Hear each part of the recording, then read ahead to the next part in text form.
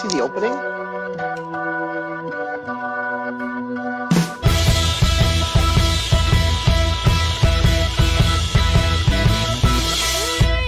Set me free, why don't you, babe? Get out my life, why don't you, babe? You really don't want me. You just keep me hanging on.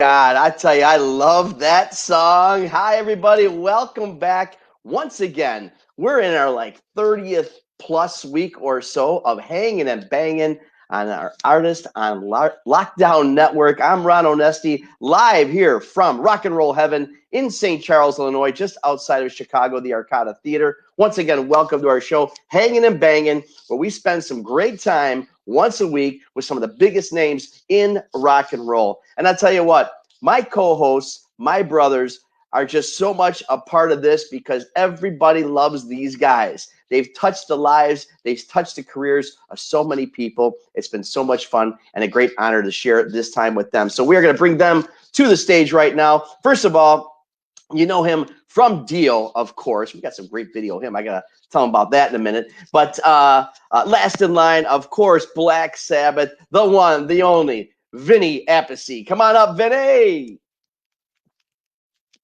I think he's there.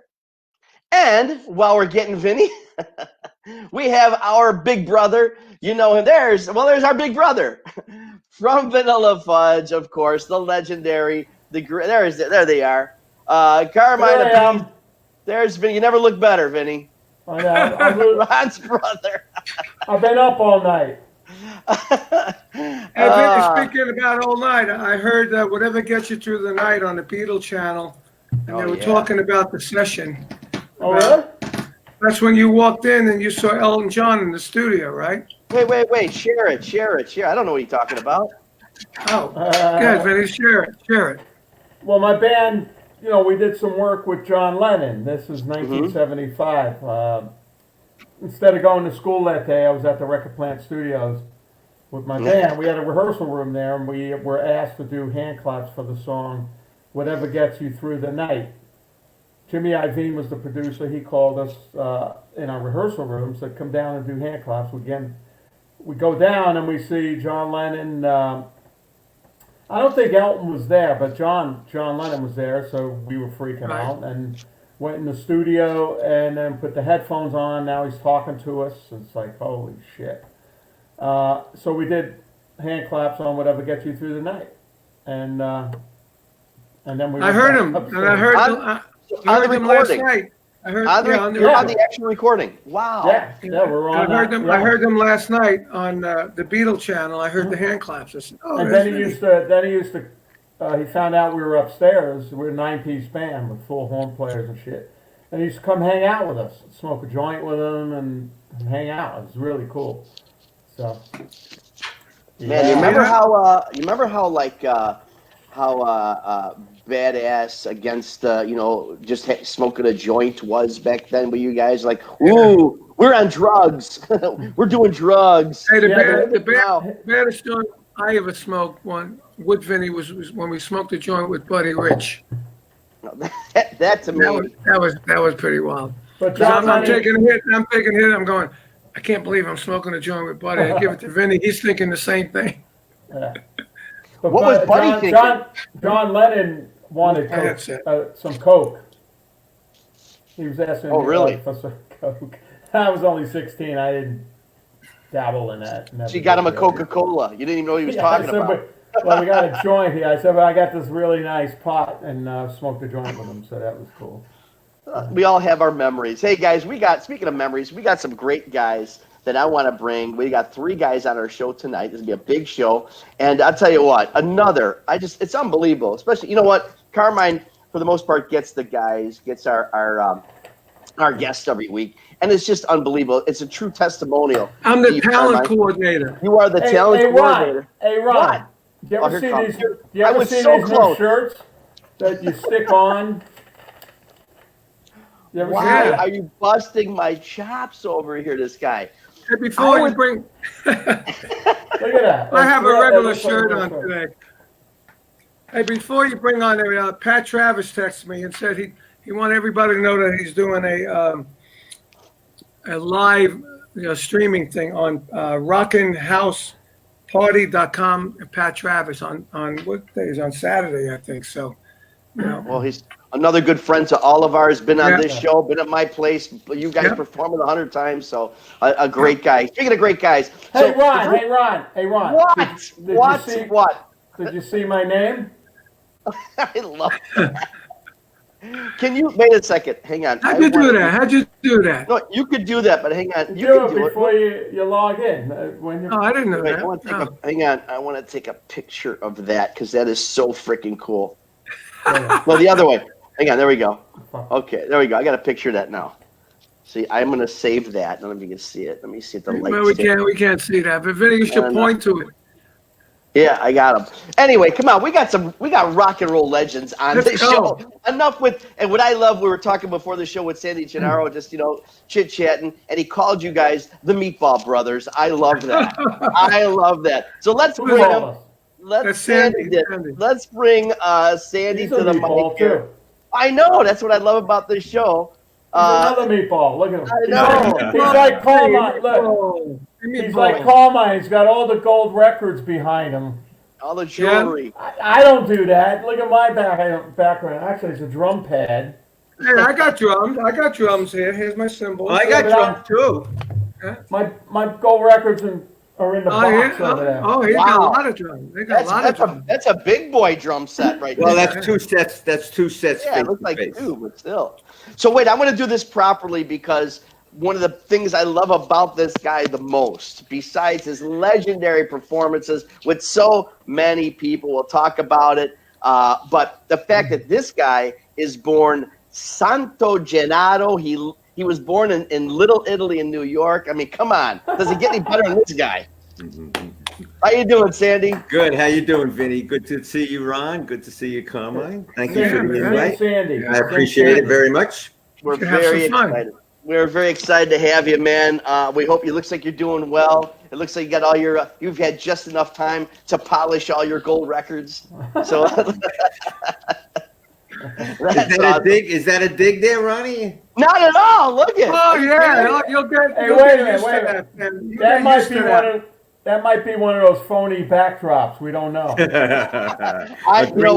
Green screen. Green If screen. you look at this guy's record, you know that is not phony. This guy's played with so many people, and you know what? We got another paisan, which I didn't know. I was so happy to find out that our good buddy, the guitarist, he was a guitarist with so many other bands, but also in Joan Jett's band, Ricky Byrd is not only an Italian American. Let's bring him on because I want to ask him about this.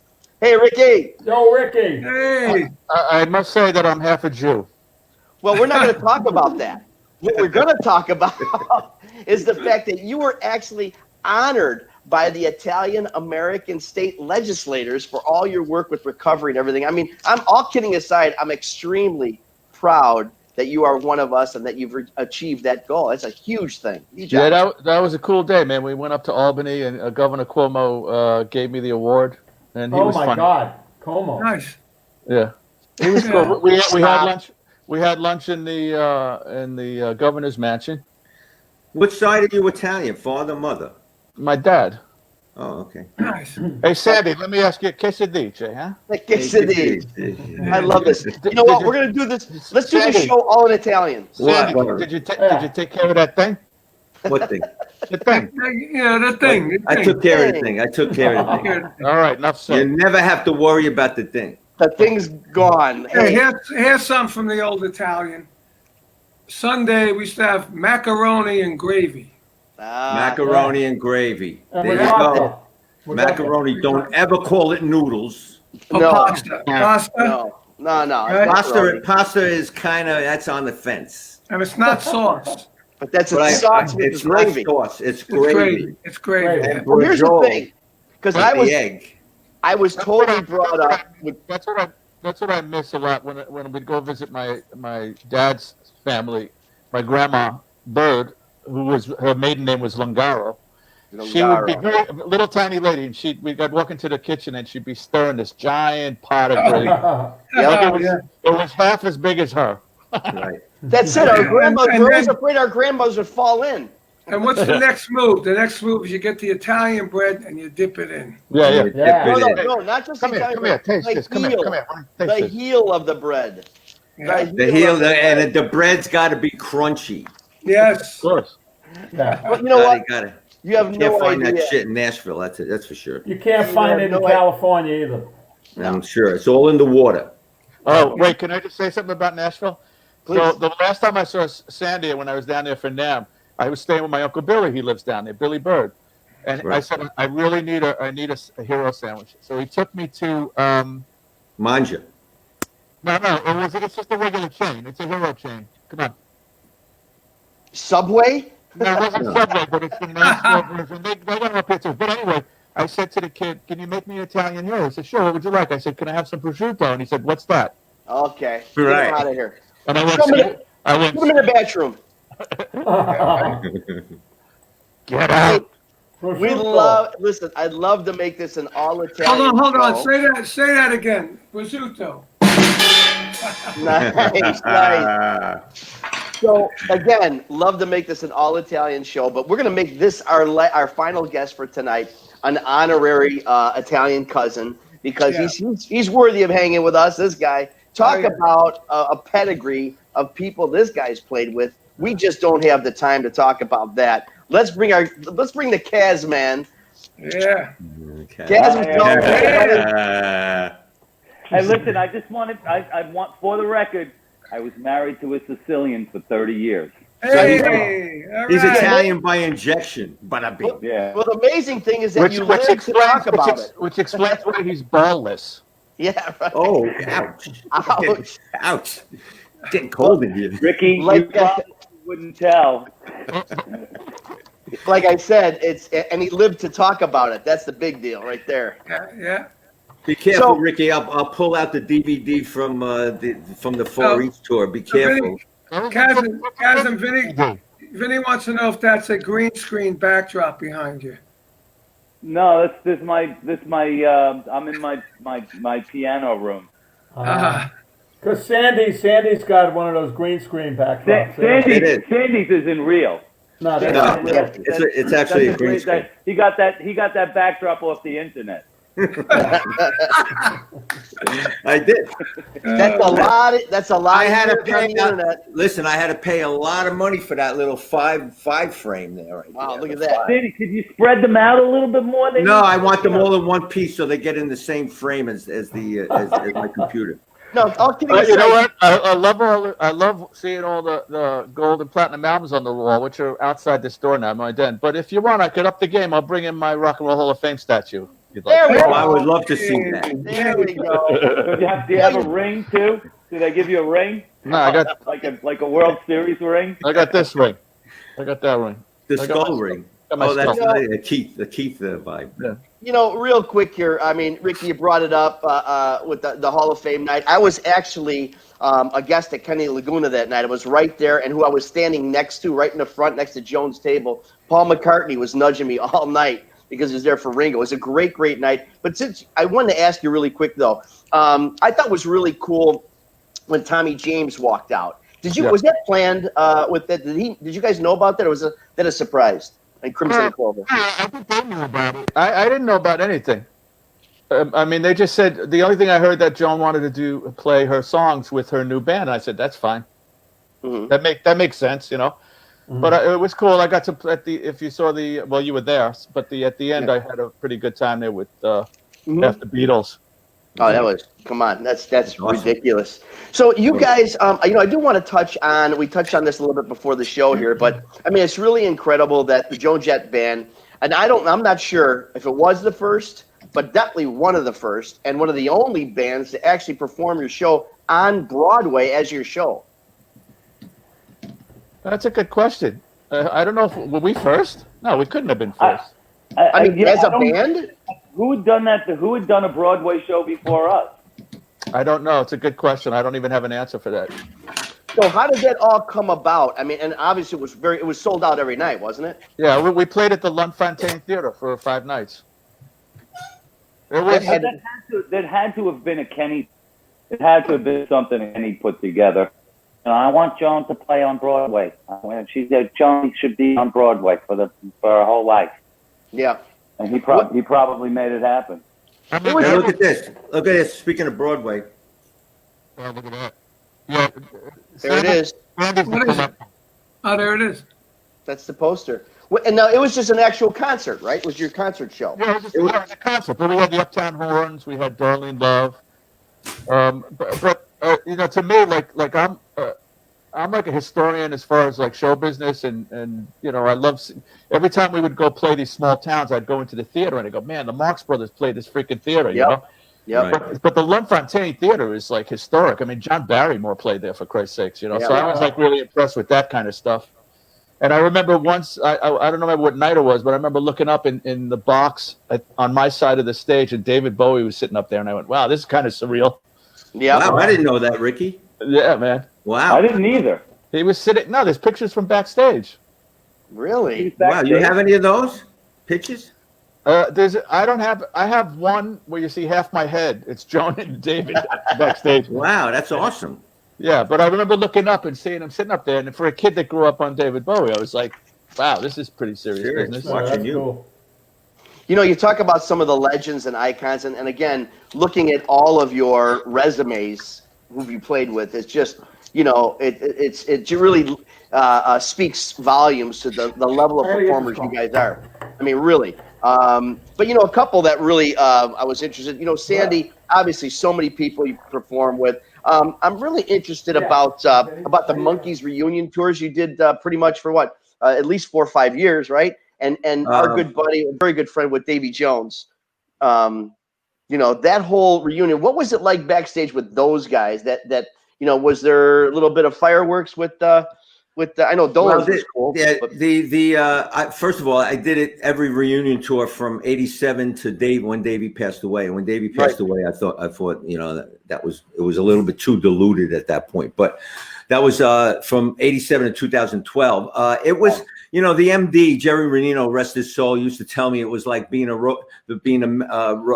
MD for 3 solo artists in the same show, because they all had their idea what they want to do, the set list or whatever. So at times, you talk about fireworks. There was a bit of fireworks backstage, but the shows were all great. And, the positives far outweigh the negatives on that. And, as everybody that was a musician that's my age or around my age grew up with the Monkees. And it was just awesome. It was one of those things where you grow up not idolizing, but really being a fan of a certain artist. And then you end up on stage with them, watching them in front of you with the audience in the background. It's one of those things I'm totally grateful for. It's the same thing with Carmine. I grew up going to see the Vanilla Fudge anywhere in Manhattan that they went to play, or anywhere in the New York City area, if I can get there in public transportation. And then we ended up being friends, and here we are in 2020. So it's one of the nice things. The Monkees were great. I have nothing but good memories of that whole tour. Well, that's good to hear, because sometimes you hear when you talk about that. And again, Davey would come here to my place in St. Charles, and he would come. We'd have a show with just his solo show sometimes. He'd come for a week in advance just to hang out, and just so mellow. So we all know how wonderful. He was awesome, man. He spent a night at my house building a stone wall onto my house when I lived in Staten Island. One of the biggest memories was when Nesmith joined the three, Mickey, Davey, Petey. And we toured the UK with the first time in 30 years that the 4 of them were on stage at the same time. It was like when we arrived there, it was like the Beatles. It was like, it was like crazy. It was, we needed escorts everywhere and security and whatever, but it was awesome. I think you get the same answer from all of us. We're all sort of in the same age bracket. Mm-hmm. We all grew up on, the stuff everybody grew up on. So I think we would all agree that we've been blessed to play with people that we listened to when we were 13 and 14 years old. I mean, I've done The Wanderer with freaking Dion. Come on, that's crazy.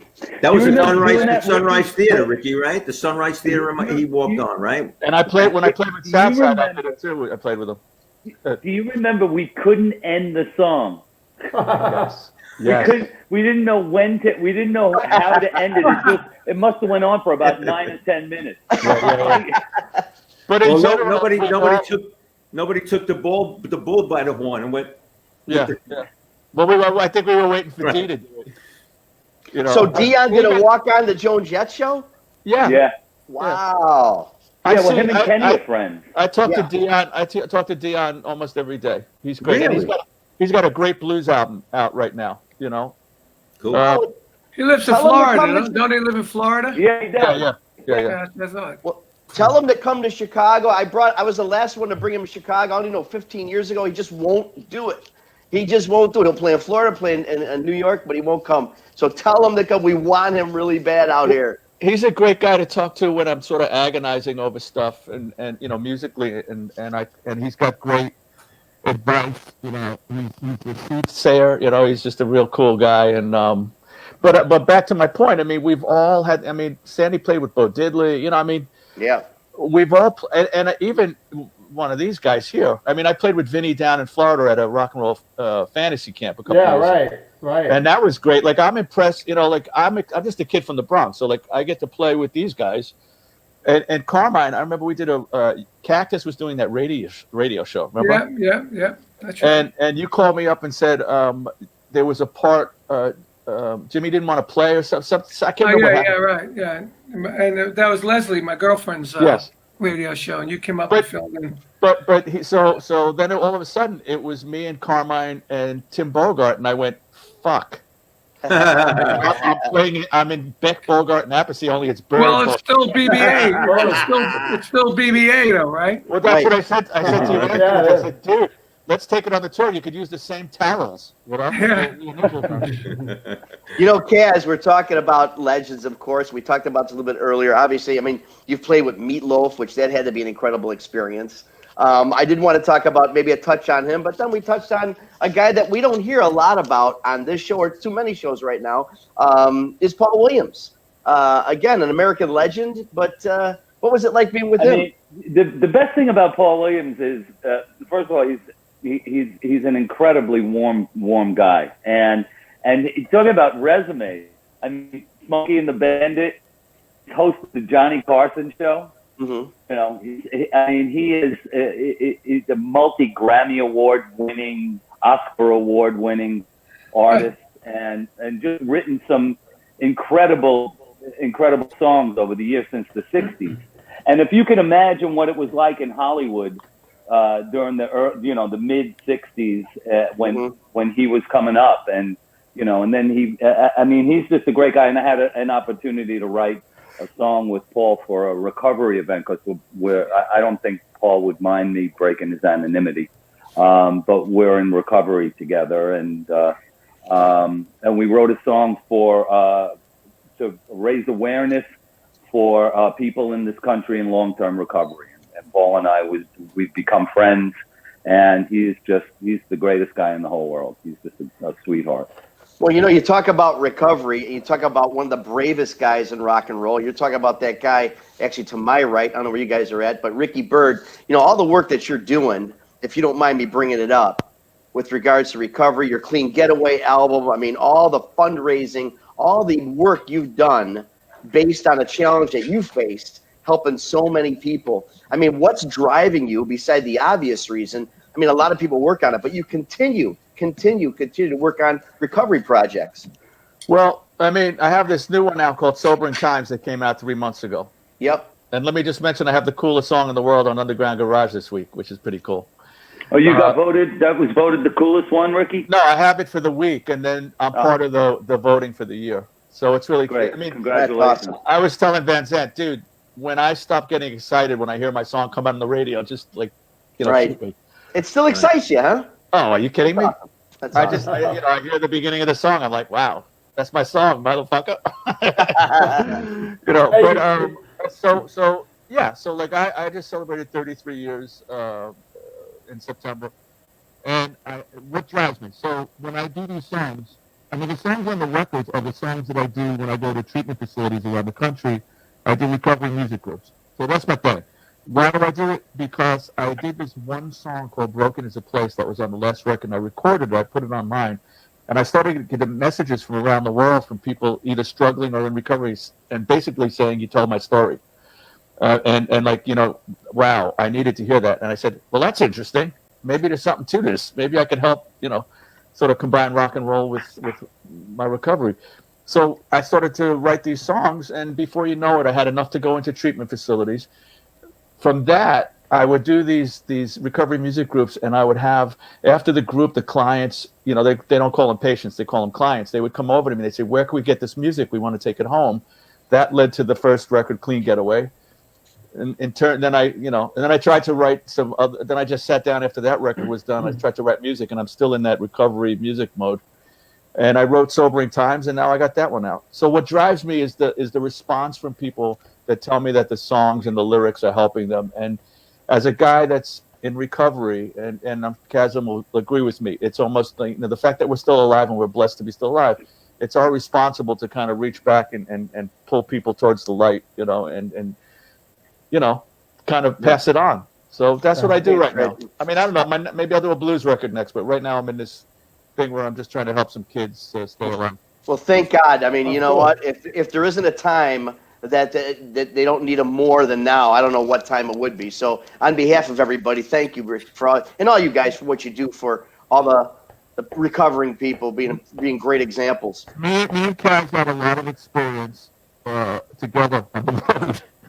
On both sides of the track, and I'm glad we're on this side. We were, me and Kasim, and before Sandy, Tommy Price, we were really bad trouble together in a band. Well, you know what? We got great positive messaging, and you know what? Aside from all the great rock and roll stuff that he's done, Sandy, my son, I gotta call you Santo. I'm sorry. Can I call you? You can call me Santo. There's no Santo. But you know what? With all the great, when you talk about messaging and all the stuff you've done in rock and roll, but I'm really interested to hear about, I mean, you're a world-class speaker. You do all these great speaking, motivational speaking gigs. What is your main message when you go out there and do these things? The name of the presentation is Beat the Odds. And without going into great detail, it's basically how you treat people. And getting behind and finding out the why that a person does what they do, and it's basically that I gotten almost every great gig in my whole career as a result of me treating somebody like a human being. Mm-hmm. I never put the rock star hat on and look down on people or whatever. But I was going to tell Ricky that if ever you wanted to do you do one of your recovery things, and logistically, if it works out, travel, I would open for you and do a little positive message. And then I could play percussion on some of your shit.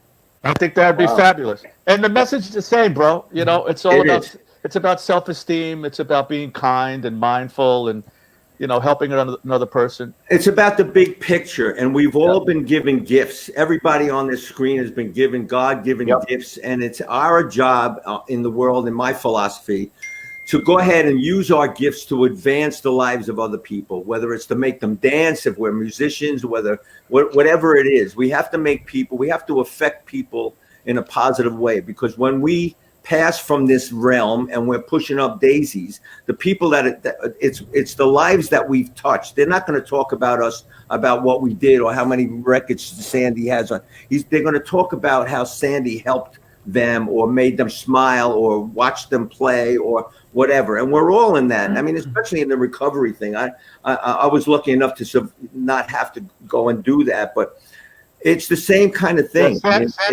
was like, "I'm going to go to sleep now," and I'd be like, "Take care. Hope your team wins."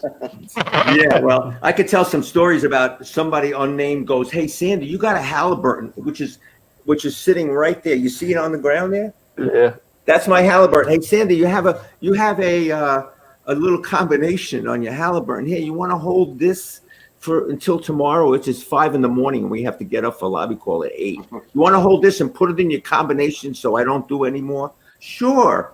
I'm not going to mention no names, but then I hear at 6 a.m, I hear, "Sandy, let me get it. What's your combination to your Halliburton?"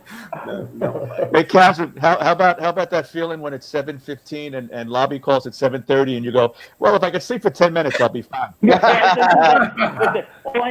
all All I need is 10 minutes. I'll be great. I'll be fine. Everybody. I just gotta close my eyes for 10 minutes. You lay in bed and your eyes are just staring at the ceiling.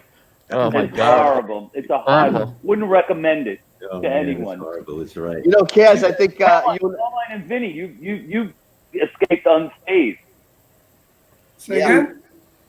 That's the Carmine and Vinny managed to escape unscathed. Oh Yep. yeah. Well, Carmine was a good big brother. Aw. Look I mean, at that. That's important. If I had a big brother, maybe I wouldn't. He did some drugs in the beginning, and then he was pretty, no coke and really all that shit. So. I never liked it. The coke speeded me up. I didn't need to be speeded up. I needed to be slowed down, so I would take a Quaalude. That's like trying to make Vinny louder. Yeah, right? Yeah. Cocaine was fabulous for like the first 5 minutes. Yeah. I was a pothead. I was loved the pot. Yeah. Not anymore, but loved Yeah. it back then. I mean, that's about all I did. I unless we got spiked at in the old days, like Vanilla Fudge days, you do a festival and you get spiked with acid because you drank some of the wine backstage at a festival, those kind of things. But otherwise, it was always pot and once in a while a Mandrex or a Quaalude, That happened to me at a Utopia show, actually. Somebody spiked me that afternoon, and by 7 o'clock, I kept going over to my tech on the side of the stage and saying to him, "Am I playing?" Because I don't know. I don't know if I'm playing or not. He's like, "What are you talking about? You're fine." Like, okay. I had an experience at the Puerto Rico festival with Cactus. It was the second Cactus band, and they spiked us with mescaline. And I was up all night. And I remember standing on the balcony out in the hotel, and the hotel was right on the water, right on the rocks. And I was standing there thinking to myself, all I got to do is get up and just jump off this balcony onto those rocks, and it's all over. And I said, you know what? I'm going inside. And that lasted all day. We were supposed to go on at 1 o'clock in the afternoon, and we were all still wrecked by the time we hit the stage. And it was recorded live as well, on the Puerto Rican festival, My Soul, I think it was called. Love that record. And it was like we were stoned out of our brains when we recorded that record. Wow. There's a record you've ever I have done. to listen to it again and with a different. Yeah, listen to it again. Right. Hey, Kaz, first of all, now we're all on Metamucil. And Geritol. High five a diet. Hey baby, you got any pills? Yeah, I got cholesterol. I got for my stomach. High blood pressure. Zantac. I know. How about I've been talking to some of my old rock friends, and we're talking about, a blood pressure pill, a cholesterol pill, and we laugh. We go, "What's he laughing?" I goes, "We used to talk about what kind of pills, what kind of drugs, and now look what we're talking about." I know. But like we could look back and laugh at this, but listen, man, so many of our brothers and sisters are not here because of this. That's right. And, Right. the fact that we're survivors, and I don't regret. I really am one of those people that believes that what I went through made me this person that gives me the ability to go help other people that are struggling. Right. Like big picture. You talk about the big picture. So, yeah, the way I've been explaining it, and listen, I've been doing interviews for like 3 months straight because this record, and the way I started explaining it is I did too much, probably too often, and thank God that I got out before it was too late. I mean, listen, there were people that did more than me, and there were people that did less than me, but I did enough where my soul was empty. Physically, I was a freaking mess and came, a couple of near misses. Spiritually, I was nothing, and that was enough for me. Everybody's got a different story, I never shot heroin, but I did this, and I was just, I felt like I was running out of dance tickets, and that's why I reached out for help, and somebody helped me, and that's why I tried to help other people. You're running out of drink tickets. Yeah, no, there were always plenty of drink tickets, Andy. Sure. Well, I'll tell you what, with all the drug issues that are back then, all the drug and alcoholism issues now, but one of the biggest killers is this whole depression thing. That's really tough with the I'm talking about 13, 14, 15-year-olds. Yeah. It's amazing. It's the drug of today, practically. What they have to stop it for a second to do is wake up in the morning and start being thankful for what they have and not worry about what they don't have. Because a person that is appreciative of what they have and who they have in their lives, it's impossible to be depressed if you're grateful. If you're grateful I mean, just wait, be grateful for the person you wake up that's in the bed, or your parents if you're a teenager going through the thing. As I grow older, and I'm going to be 70 in July, I realize that the saying that is the most true is youth is wasted on the young. That's right. Because when you're young, it's like you're invincible, and that's what makes us blow at 5:30 in the morning. Oh, nothing's going to happen to me, blah, blah, blah. But, as you get older, I appreciate the fact that I have a roof over my head. And, we all live in a effed up time right now. 2020 was effed up. But you look at the future, look at 2021 as you're looking at the Christmas tree. When you get up at 5 in the morning before your parents on Christmas morning and you see the dark living room, but you see all those presents under the tree, you know that it's good. You're happy, your heart's beating. You don't know what's in the present, but you know it's going to be happy and you know it's going to be good. And that's the way you should look at the future. Look at it as the potentially glass is half full. Don't look at it as don't be a prophet of doom and a naysayer and a Debbie Downer. Just think of it. And it may not happen that way, but you move forward with that kind of mindset.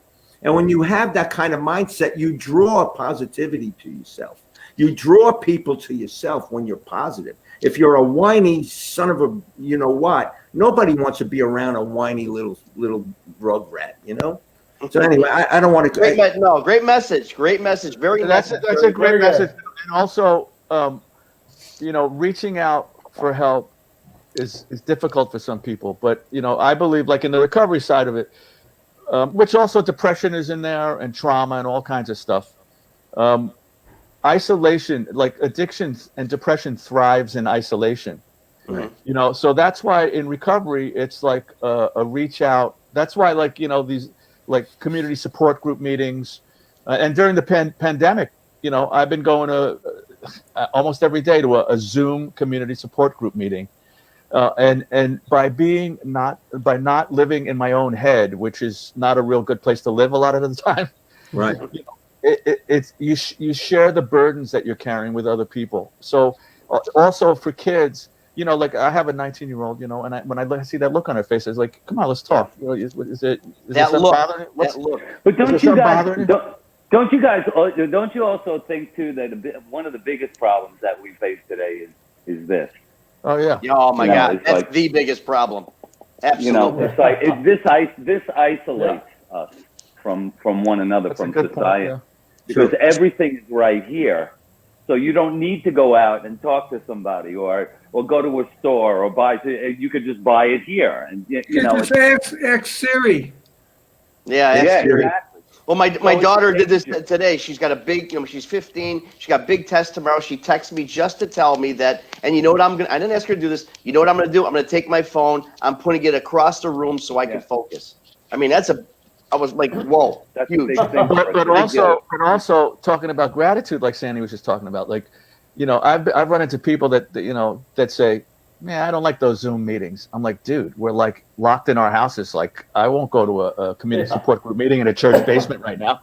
It's like, I'm grateful that there's technology that I could sit here and every day and go to a community support group meeting all over the world if I want. I mean, I think that's brilliant. It is.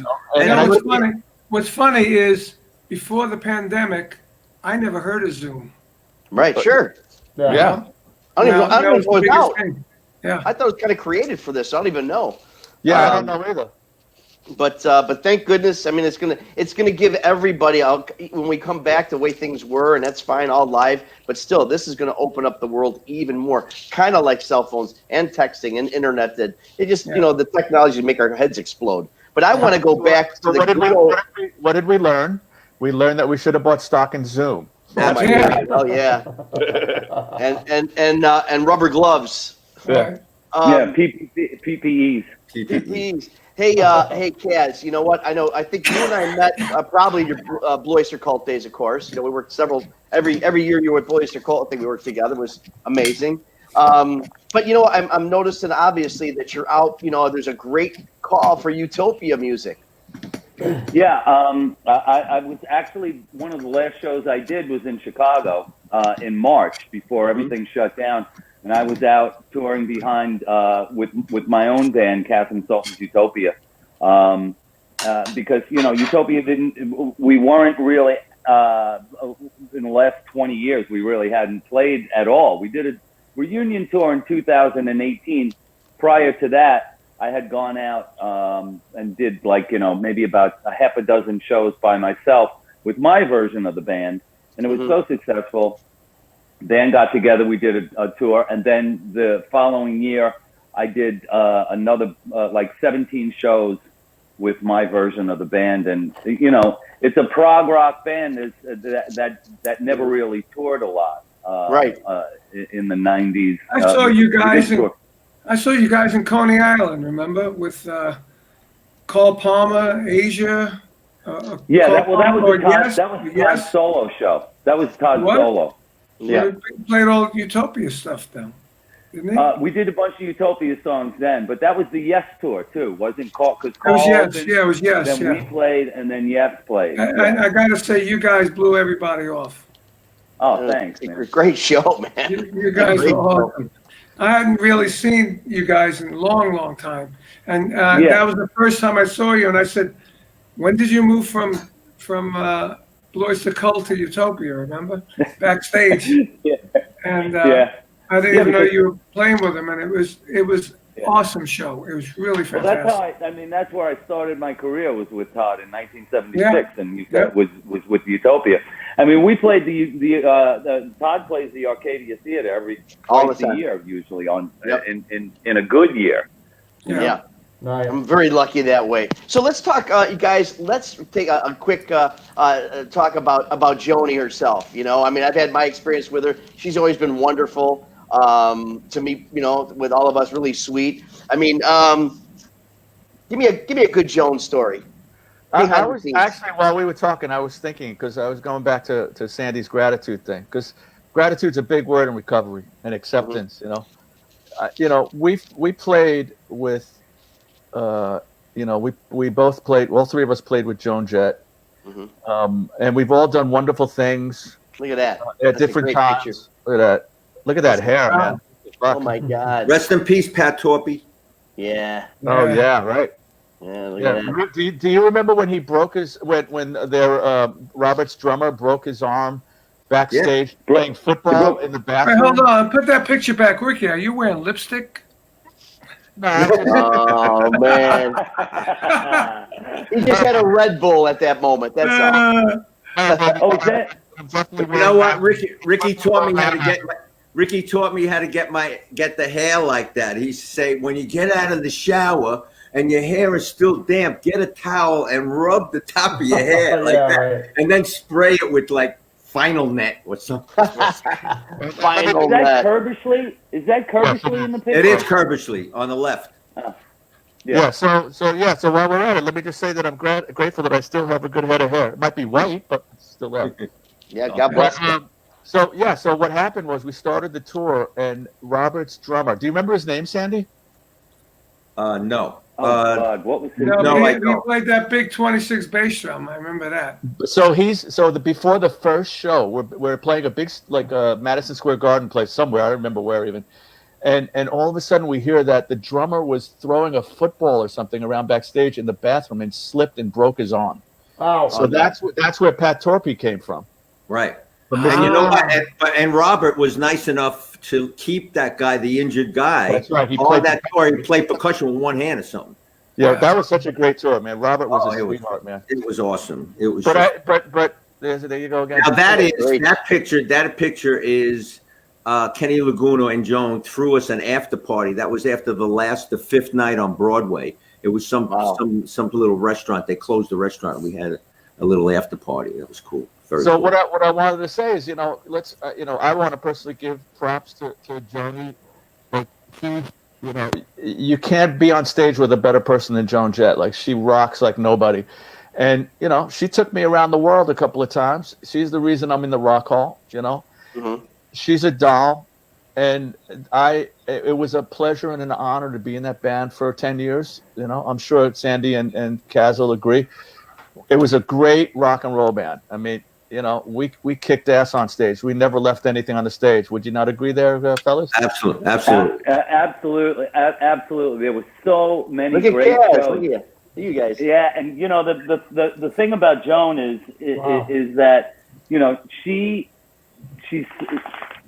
such a good soul, and she takes what she does. She takes it so seriously. Right. There's just no middle ground with Joan. It's one end of the spectrum or the other.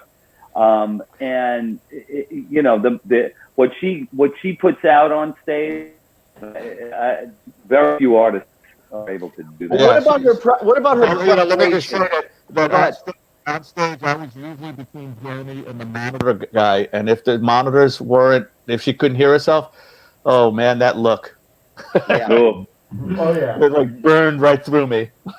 You know, I remember her being, like Ricky said, very easygoing. She was you know, we all toured on the same bus, and it was, you know, it wasn't girl. It was like everything was like just easy and very relaxed. That's on a Rock Legends cruise I was with Travers and Kasim was with Blue Oyster Cult. But anyway, it was awesome. Like on that Far East tour, I guess I got annoyed. I know I annoyed Ricky a few times. But I constantly had a video camera. And every time I stuck that camera in Joan's face, it would be a smile, or she'd do some sort of silly imitation. And, you know, she was so down to earth and very, very cool. And talk about grateful, man.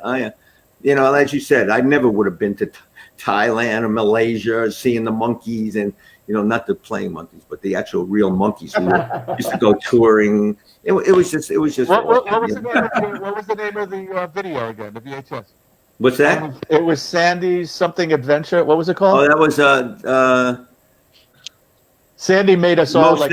Sandy's most excellent adventure. Oh, right. That was Bill and Ted's. Gotcha. Where's the video? Where's the videos now?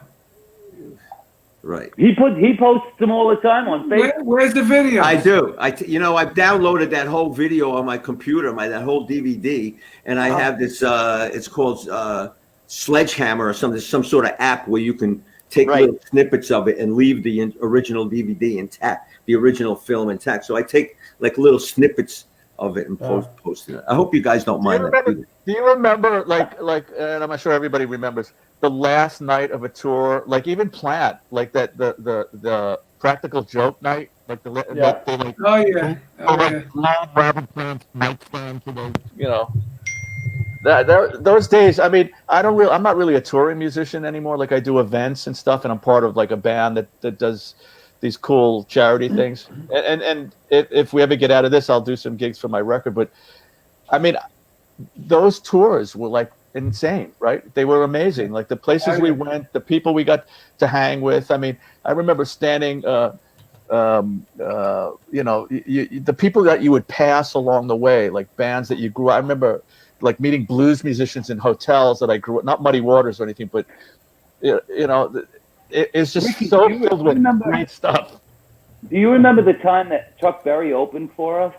Yes. Wow. He was scary. Wasn't he scary? He was huge. He was. I mean, he scary backstage. Does anybody else having audio issues? No. Yeah. I remember shaking his hand, and his hand was like the size of a basketball. I know. That's right. He had Snoop Dogg fingers. He loved Joni, though. Remember? Yeah. I remember one of those tours we were playing a college, and BB King was playing also. And I remember walking downstairs. It was like a college, so I was walking in the hallway, and I see BB King like in his dressing room by himself, and he sees me. That's freaking BB King, for crying out loud, you know? He looks at me and he goes, "Hey, man, come on in." And I sat there for like a half an hour, and he was telling me stories. I'm like, wow, you know, this is crazy. I remember when we played with, I don't know what, I think it was 85. Who was with us in 85? Not me. Were you, Sandy? Nope. No, Sandy was. It was. we played Chicago Fest, and Yeah, right. so right, and Sinatra was. We played with Yep. Sinatra. Yep. I was there at Navy Pier. Absolutely. Dude, he played so Sinatra, and like I'm the biggest Sinatra fan. He played at 8:00, right? And then there was all of his crowd, and then there was a gate, and then it was our stage, correct? Yeah, absolutely. Okay. Just right by the front. Absolutely. Dude, I remember being in the trailer, and somebody comes in and says, "Who's the French band here?" Like like those Butler Joey guys. And he said, "That's me." He says, "It's not me." But No. standing right on the side of the stage, when watching Frank sing freaking Chicago in Chicago. I mean, It's amazing. The stories of the people that we played with, passed along the way, I mean, it's just insane. You talk about Frank. I mean, besides the great Kaz, by the way, happy birthday, Kaz, a couple days ago. Oh, thank you. Oh, yeah. Thank you very much. But besides him, Saturday is actually Frank Sinatra's 105th That's birthday. right. And we actually recorded something I did this last week just to do something. We're all want to freaking our head wants to explode. So I invited 28 local, all these restaurants. I got the Sinatra guys, all the crooners. I got 28 of those guys all together. And they did 22 Sinatra songs, duos, trios. Remember when Frank Sinatra and Elvis did that duet together? Yeah. We recreated that. They did Hound Dog. They did Hound Dog. They did Witchcraft. And they also did what was the Elvis song? Love Me Tender. Love Me Tender. So, but we did that, and we're showing it Saturday night. It's incredible. 28 performers. Let me tell you, I'm not ashamed to say this. So I've seen him like 4 times, right? So I brought my mom to, I think it might have been Carnegie Hall. Yeah. So we got there early. I said, let's go around the side, and wait for him to come in. So we're there, and we're like, what it's like. There's the barriers, and we're like 2 people back. There was like a little old Italian lady in front of us, right? And we're waiting about 15 minutes, and all of a sudden the limo pulls up, and Frank and Barbara gets out, and Barbara get out of the limo, and Frank's wearing, he's in that baseball jacket, satin jacket, right, baseball hat. And dude, the little old lady in front of us says, Frankie, come here, I got some candies for you. Or cannoli or whatever it was. And she comes over, and he's standing like a foot away from me. My mother started crying, and I started crying. Yeah. It was like, holy shit, it's fucking Frank Sinatra. I mean, Oh my God, No, incredible. I mean, that guy, again, touched so many people. I mean, beside the obvious, but musically incredible. I mean, people like, Buddy Guy was telling me about one of his favorite performers of all time. You would think, all these 1920s guys, they have blues, this and that. One of his top 3 is Frank Sinatra. So it's really. And I just finished another book on him, a great book called The Chairman.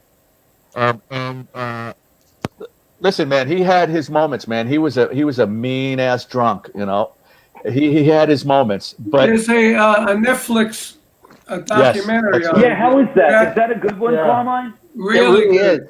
Really good. I mean, come on. Then he started a label, the big label. Big Press. And how about when he went in the studio? He'd always have like, there you go. He would always have like 25 of his hanger-ons like in the studio because he wanted to sing in front of people. Like one take, baby, with the band. One take, baby. Yeah. Yeah. And Buddy Rich played with him. Yeah. Big time. And Buddy Rich was good friends. When Buddy died, I went to Buddy's funeral, and at his funeral was Frank. There was. They told the story of how when he met Buddy, I think they were playing with Tommy Dorsey. Right. And Buddy came in the band, and Tommy said to Frank, "Hey Frank, I want to introduce you to our new drummer. Here's another pain in the ass, Frank, just like you. Frank, this is Buddy Rich." Wow. And everybody at the funeral cracked up laughing because the intensity of the emotion in the room was unbelievable. They had, I think Dean Martin was there. They had all these crooner guys there. Even Robert Blakely was there, and it was unbelievable. Wow. What about that great Rickles story, the famous Rickles story? Oh yeah, I know that one. You got it? Rickles is just starting out, and Frank liked him. He liked his humor, and they're at a restaurant together. Rickles is a young guy, he's not married yet or anything, and he goes over to Frank. He says, "Listen, I'm trying to impress this beautiful woman over here. Do me a favor. Wait like 15 minutes. Come over to the table and say, 'Hey, Don, how you doing?'" And Frank says, "No problem, no problem." 15 minutes goes by, and Frank goes over to the tables. Rickles sitting there with this beautiful woman, and Frank says, "Hey, Don, how you doing?" And Rickles looks up and says, "Hey, man, can't you see I'm talking to somebody?" and Frank loved him to death for the rest of his life because of that. Absolutely. Ricky, I was muted. I was having an issue with my microphone before. But was that Carnegie Hall when you saw Frank? Was that Carnegie Hall you're talking about? Yeah. It was either Carnegie Hall or Radio City. It must have been Carnegie Hall. It was Carnegie Hall. My mother used to see Frank when she used to go to the Academy of Music in the Paramount, like as a bobby socker. Wow. She was one of those bobby sockers. So I had met somewhere, I think in regard to the Lauper, I met the guy that was Frank's sound man. So he gave me his card and he said, "Hey, Sandy, if we ever hear us playing around, man, I'll hook you up." Mm-hmm. So he played Carnegie Hall. So I got a limo. I went and picked up my mother on Staten Island for her birthday. Her birthday was around that time. And Sandy, where are we going? Where are we going? I picked her up, pulled up in front of Carnegie Hall, and she gets out and she couldn't believe. She was like next to herself, right? So we sit down. We had like 5th or 6th row aisle. Nice. She sat on the aisle. I sat right next to her. And she gets a tap on the shoulder about maybe 4 songs in. And the sound man brought, now this is like maybe, late 80s or something. Yeah. He brought headphones connected with the curly cord down and she put a stereo mix of the show on my mother's head. Wow. Looking up at Frank like this. So I said to him after the show, I ran back while everybody was like getting their coats and everything. I ran back and I said, "Hey man, is there any way we can get back to say hello to Frank?" And he said, "That's so Sandy." Frank is already gone. He said he does his short little meet and greet with all his buddies prior to the show, but after the show, while people are still applauding like Ringo, he's in the van. Yeah. He's in the van already when. So yeah, but my mother took Polaroids and pictures. Oh man, yeah, we did that every night with Rod Stewart. We got off the second, third, whatever the encore, right from the stage closed. We used to have these capes. They gave us these capes, so we'd be all sweaty. You put the cape on right into into the limos. Yeah. So Carmine, how did you get Rod Stewart's gig? Oh. That's a good one. This is really funny because I knew Sandy in L.A. and I found out something later the other day actually about Sandy that I didn't know. But I was walking, we were hanging out and I ran into Sandy and I said, "Hey, how you doing? What's going on?" He goes, "I just auditioned for Rod Stewart." I said, "Oh, what happened? Did you get it?" He says, "No, I didn't get it." He goes, "But you should call him." Well, you know what? Let me interrupt. Wow. You know why I didn't get the gig? Because I had to learn "Tonight's the Night." That's a kick, snare, hat song. And the auditions were at SIR on Sunset Boulevard. Backline provided, everything, drums, everything provided. And it's a cattle call audition. So I'm waiting in the lobby and I'm hearing all these drummers play "Tonight's the Night." So, "Okay, Sandy, we're ready for you." And I get up and no, it's this way. No, I got to bring my drums in. "No, Sandy, there's already drums there. They have their guitars, everything. Rod's in there. He's ready to." No, I got to get my own drums. This is 1970, 76, 77? 76. So I was so insecure before I did any name gigs or whatever. So I went and 2 26-inch kicks. Oh my God. 4 rack toms, 2 floor toms, and maybe an assortment of cymbals. Hey, and Rod comes in and goes, "Hey man, those drums better sound good." And I went, "Oh shit, I blew this gig." So anyway, then I run into Carmine. I told him the story. Go ahead, Carmine. So then I said, "Oh well, you have the number." So he gives me the number, and he said Pete Buckland was the guy's name and the number. Right. Pete Buckland was the tour manager that we toured with Cactus, and we tore up hotels together, Cactus and the Faces. So I said, okay. So I called Pete up. I said, "Hey, Pete, it's Carmine and Pete. How you doing?" "Good. I heard Rod's looking for a drummer." He goes, "Yeah, he is." I said, "Why? You don't give me a call?" He goes, "You're always busy." I said, well, I'm not busy. I'd love to play with Rod. So next thing I know, he called Rod. Rod said, differently than Sandy, I didn't have to wait on any lines. He said, well, Rod's rehearsing with the band at the house. Why don't you go over there and check the band out? So I said, okay. So I went over and I figured, well, I'm going to bring my good car. I'm going to drive over with my Pantera, because I'm going to Rod's house. I knew Rod had Lamborghinis and stuff. So I pull up to the house, to the gate, big gate with the gates that open up. Hey, how'd you get that picture? Oh, there's my Pantera. So I pull up and I said, man, I didn't know Rod made this kind of money. This was like a 10,000 square foot house. It was amazing. Beverly Hills. So I walk in and I knew a couple of the guys in the band, Phil Chen, I played with on the Blow by Blow record, and Jim Cregan. I did some gigs with Ian Pace and John Lord in London while I was working on the Blow by Blow record. So it was awesome. So I played with them. And then he said, well, look, Rod's coming back in a couple of days. What do you think?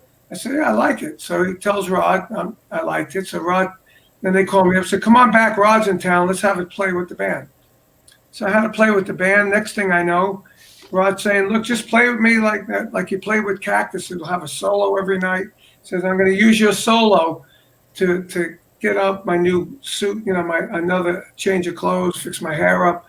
And I know when I'm done, you're going to have the audience riled up, because we did like 30 shows, with them. And that's how it happened. But then I find out last week, I'm talking to Sandy, that because of me, I got him in his first big gig. Right? Well, Sandy, you tell that story. Well, indirectly, when I was in LA, I was so depressed after I blew that Rod Stewart audition, because I knew I would have got it if I just played the cards right. So I was so depressed. Anyway, I said, what am I going to do? I was next to myself, and all I did was pray for inspiration. Just give me a sign. What am I going to do? I'm going to throw the drumsticks in the fucking fireplace. So I wrote, long story short, I wrote resumes to 50 managers that managed bands that I really liked. And one of those resumes was to Peter Grant, based in England. But his address was Swan Song Records, and all his mail went to Swan Song Records. And the attorney, Steve Weiss, would forward the mail. Anyway, my resume had nothing on it. Had a picture of me with my drum set, my double bass drum set, and who I took lessons from in New York or whatever. I had no resume at all. But Carmine, can I use your name as on my resume? Sure, Sandy, go ahead and do that, because he heard me play in LA when I was with Steppenwolf, whatever. But, so Steve Weiss doesn't forward the Peter Grant resume. He opens the resume for some reason. This is the universe working, putting the chess pieces together. He opens the resume and he sees the resume. He goes, no, I don't want somebody from LA. But he turns the page and sees Carmine's name on it. And the next call he makes is to Carmine. Hey, Carmine, who's this guy, Sandy? Oh, Carmine vouches for me. The next call Steve Weiss makes, hey, Sandy, this is Steve Weiss. I'm the attorney for Led Zeppelin. I thought he was bullshitting me. And in typical LA fashion, because there's people in LA that would do that just to put a little salt in the wound. So anyway, long story short, he goes, listen, Sandy, I'm shopping a cassette with songs by Michael Bolotin, he was known as at the time, and Bruce Kulick. We're getting interest from labels. I need a rhythm section. I'm going to have Jimmy Hassel fly in. Would you want to fly in and audition for this band, a yet unnamed band? So I did, and I got the gig. Jimmy flew in. We all rehearsed together. 2 or 3 days later, we showcased for about 4 or 5 different labels. Polygram was the highest bidder. Steve Weiss was our attorney, and the band turned into Blackjack. Wow. I flew back to LA, signed to a 7-album deal, 2 albums guaranteed. The first album was done in Criteria with the legendary Tom Dowd producing. So I mean, do I lie awake at night going? It was the launching pad. It was the first pro gig. About 2 or 3 months later, I found myself at Criteria Studios in Miami, being produced by Tom Dowd. Wow. And I was very close to throwing the sticks in the fireplace. Hey, Sam, you're welcome. You're welcome. Wow. You're welcome for the Rod Stewart gig, Carmine. Hey, Sandy, did you really think you needed 2 26-inch bass drums for Tonight's the Night? Well, that's the point, Vinny. That's the point. All I needed was the kick snap, but I was so insecure at that point about I needed to play on my own drum set. I don't know what it is, but that's a good picture of us there, Sandy. that is now. Yeah. Again, I'm not going to go into the whole history, but I grew up a Vanilla Fudge fan, and I used to nick his licks. I used to do the cymbal choke standing up, all of that. I used to go everywhere I can get in public transportation because I lived on Staten Island to see this band. There were one, and I knew it. I used to sneak backstage at a place called the Action House in Long Island. I snuck backstage. I actually talked to Mark Stein when I was like 15 or 16 years old. And so I went to a clinic of Carmine's and on Kings Highway in Brooklyn, next to in a little theater next to Sam Asher. And Carmine was always very, very nice to me, and that encouraged me. And that's one of the reasons why I reach out. I accommodate people when they want my autograph or a picture or whatever, or like me on Facebook or whatever, because I remember how Carmine treated me. And it was, I'm saying, well, this is a rock. Well, this is a rock star, and look how he's treating me or whatever. So how much of a thrill was it for me to be asked first of all, when I was with the Pat Travers Band in the early 80s, I found myself opening for Ted Nugent, and Carmine was the drummer in Ted Nugent's band at the time. So we used to go to clubs, and now we were in a social environment. We used to go to clubs after the gigs and sit in with the band in a Holiday Inn, bar or whatever. And then after that tour was over, of all the drummers he could have asked to do the drum battle tour, and that's the 4 drummers he asked. There was Michael DeRosier. Right? Wow, look at that. Michael DeRosier on the right, rest his soul, Bruce Trump from Molly Hatchet. Michael DeRosier was the original drummer in Heart, me, and then Carmine. And that was the finals at Griffith Park in Los Angeles. And I think 10,000 people. It was awesome. So how much of it, talking about touring with your idols and touring about people, how much of it, Carmine asked me to be, of all the drummers he could ask, it was like awesome. You're one of the, for being a drummer, you're a great axe player. Let me just say that. Yeah, he did say it. That's his funny? Yeah, look at that. Bunny Carlos. Funny? Look at that. That's a good picture. Oh, there's Vinny Appice on the right. Look at Vinny! And Bunny Carlos and Michael DeRosier. And he had Carmine, you had a whole table. And guess who one of the judges was? Buddy Rich. Wow, really? And that's the day I flew from there. Part of the deal was that Buddy did the afternoon. That night he played Disneyland, and I had to fly in a helicopter with ABC News in the helicopter with us. So there's the pilot in the front. Buddy is sitting in front of me, right? On the right of me was the ABC guy with the camera, and then me in the back of Buddy. So Buddy turns to the camera and says, "This is my friend Carmine Appice. He's a great drummer. What do I know?" Right. I sat down there and went, "Whoa, this is unbelievable," See, I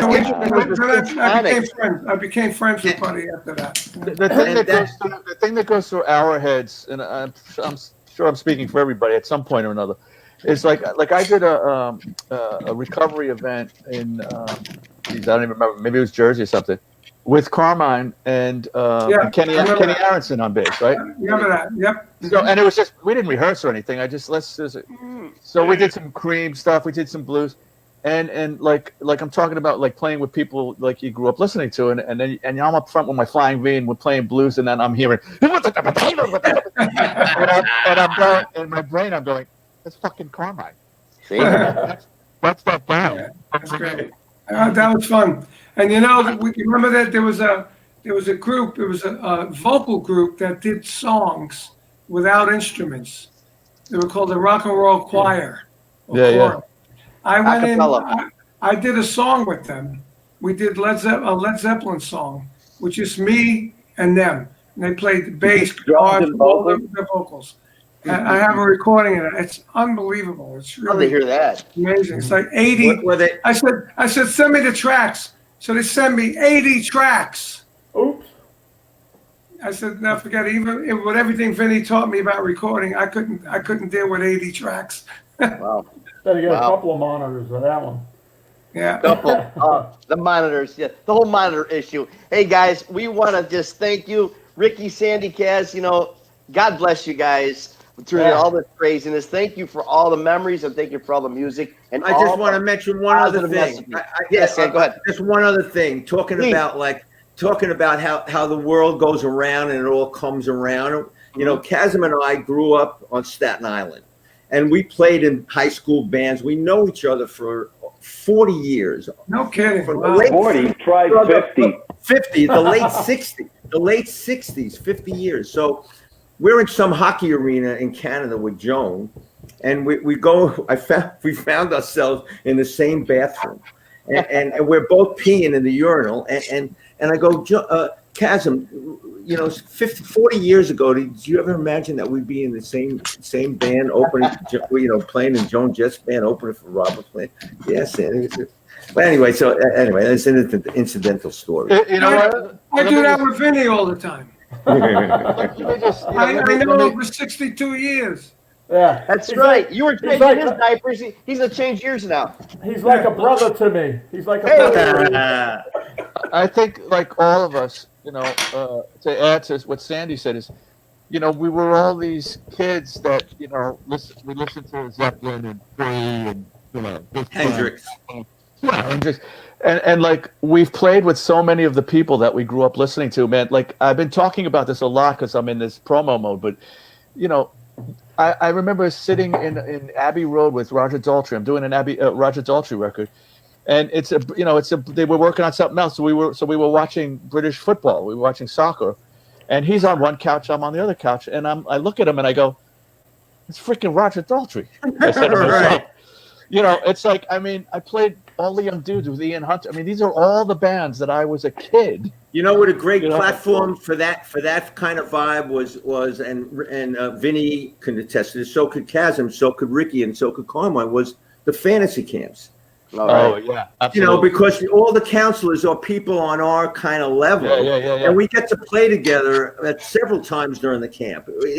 And that was where I met a bunch of my people that became But I'll tell you, friends. I still on my bucket list is I want to, like, talking about Carmine playing with Rob. Dude, I want to do Maggie May with Rob just once before I croak, man. Oh Just yeah, once. that's I a mean, cool the faces, bucket list item. the faces, like the Faces and the Stones and Humble Pie. Those were my three go-to bands when I was a kid. That's a I cool think we bucket can list all- item, man. I think we can all agree that we're five very lucky guys.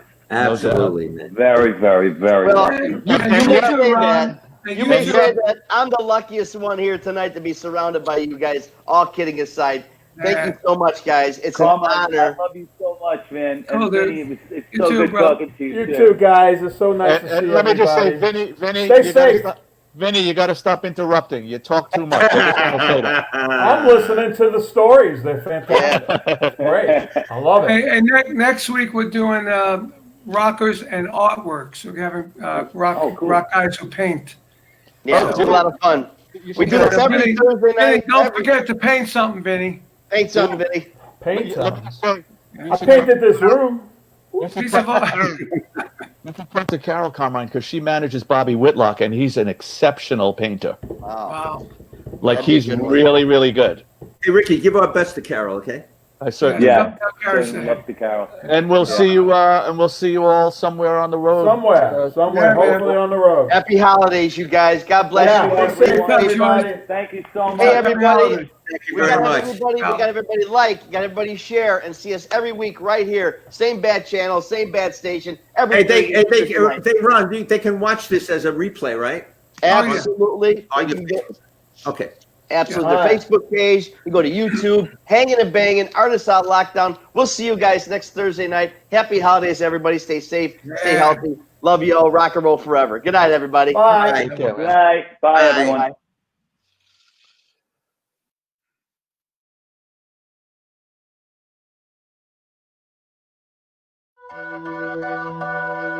Bye.